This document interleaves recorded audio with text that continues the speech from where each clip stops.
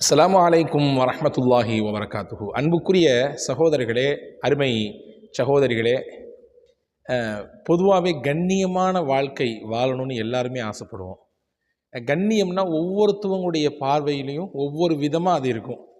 கண்ணியம்னா நல்ல ஒரு luxury life அப்படின்னு சில பேர் நினச்சிக்கலாம். இன்னும் சில பேர் நமக்கு நினச்சதெல்லாம் கிடச்சிடணும், சமுதாயத்தில் ஒரு அங்கீகாரம் பெற்ற ஒரு நிலையில் இருக்கணும் அப்படின்னு சில பேர் நினச்சிக்கலாம். நல்ல படிப்பு சில பேர், சிலருடைய சிந்தனையில் நல்ல உத்தியோகம், நல்ல பதவி, நம்ம ஊருக்கு போனால் எல்லாரும் பார்க்குற அளவுக்கு உண்டான ஒரு நிலையில் இருக்கணும். இப்படி பலதரப்பட்ட சிந்தனையில் பலதரப்பட்ட தோற்றங்கள் வளரலாம். ஆனால் உண்மையிலேயே கண்ணியமான வாழ்க்கை என்னன்னு தெரியுங்களா? நம்முடைய வாழ்க்கையில் எந்த ஒரு சூழல் ஏற்பட்டாலும் யாரையும் எதிர்பார்க்காம வாழ்கிற வாழ்க்கை தான் கண்ணியமான வாழ்க்கை. எனக்கு தேவை, என் குடும்பத்துக்கு தேவை, அதை என்னை படைத்தவனே எனக்கு தருகிறான், அதை கொண்டே நான் போதுமாக்கி கொள்கிறேன்.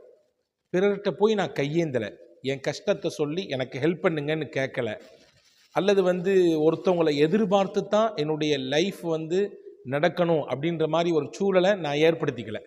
இதுதான் கண்ணியமான வாழ்க்கை.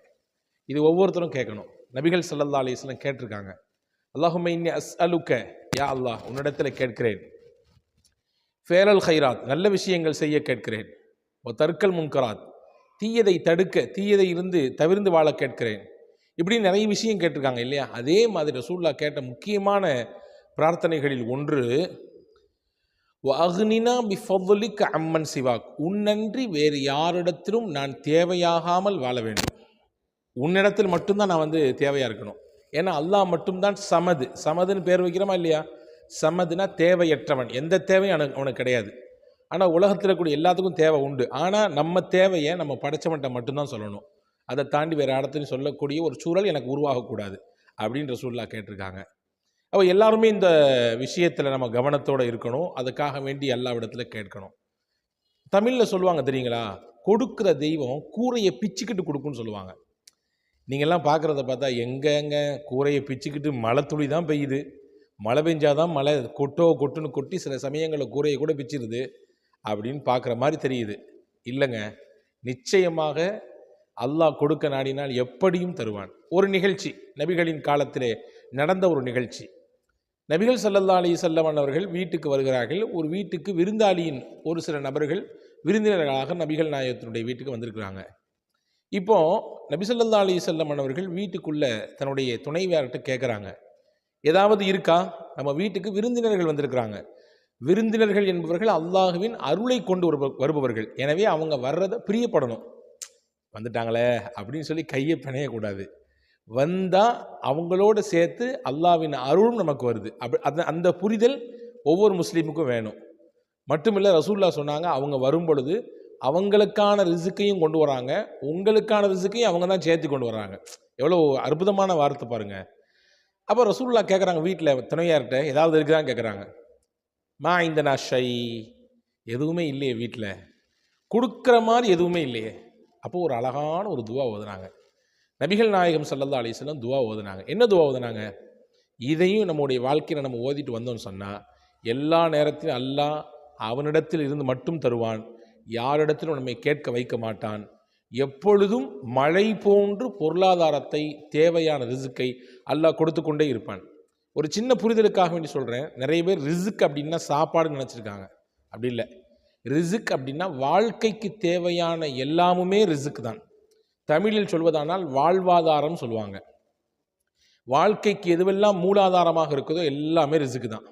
அப்போ அந்த ரிசுக்கை அல்லாஹ் மழை போன்று கொற்றுவான். நபிகள் நாயகம் ஸல்லல்லாஹு அலைஹி வஸல்லம் கற்றுத்தந்த ஒரு அற்புதமான துவா. நபிகள் உடனே அந்த இடத்துலேருந்து ஓதுறாங்க.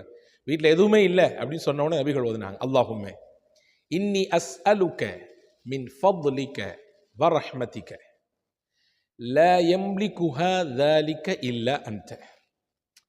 இதான் அந்த துவா. ரொம்ப ஷார்ட்டான துவா தான். யா அல்லாஹ், அல்லாஹும்ம இன்னி அஸ்அலுக, உன்னிடத்தில் நான் கேட்கிறேன், மின் ஃபضலிக வ ரஹ்மதிக, உன்னுடைய அருளும் வேண்டும், உன்னுடைய கிருபையும் வேண்டும் கேட்கிறேன்.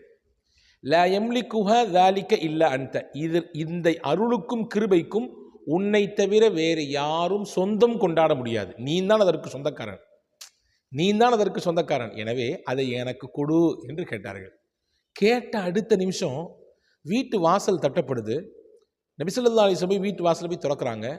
பார்த்தா ஒரு தட்டு நிறைய நல்ல இறைச்சி, சிறப்பான இறைச்சி, பொரித்த இறைச்சி, அவிச்ச அரிசி, நிறைய பலதரப்பட்ட இறைச்சிகள், பல வகைகள் செஞ்சு அப்படி ஒரு மூடி போட்டு மூடி அந்த தட்டை கொண்டு வந்து ரசூலுல்லாஹ்ட்ட, இது ஹாதிஹி ஹிபத்துன் லக்க, உங்களுக்கு இது அன்பளிப்பாக இந்தந்த இடத்துலேருந்து வந்துச்சு அப்படின்னு வாங்கிட்டு ஸல்லல்லாஹு அலைஹி வஸல்லம் உள்ளே போய் வச்சு அதை எடுத்து வந்த விருந்தினர்களுக்கெல்லாம் கொடுத்து தன்னுடைய குடும்பத்தார்களுக்கும் கொடுத்து அல்லாஹ்விற்கு நன்றி செய்தார்கள். அல்லாஹ், நான் கேட்டேன், உடனே நீ தந்து விட்டாய். எவ்வளவு மகத்தானவன் நீ, எவ்வளோ பெரிய பாக்கியமானவன் நீ, எவ்வளோ பெரிய அருளாளன் நீ, எவ்வளோ பெரிய அன்பான நீ என்று அல்லாஹ்விற்கு நன்றி செய்தார்கள் என்பதாக நாம் ஹதீஸை பார்க்கிறோம். ஆக வாழ்க்கையின் லட்சியங்களில் முதன்மையானது கண்ணியமான வாழ்க்கை வாழணும். கண்ணியம் என்றால் யாரிடத்திலும் எந்த சூழலிலும் நம் சொந்த தேவைக்காக வேண்டி நாம் போய் நிற்கக்கூடாது, அவர்களிடத்திலே கையேந்துகிற நிலை வரக்கூடாது.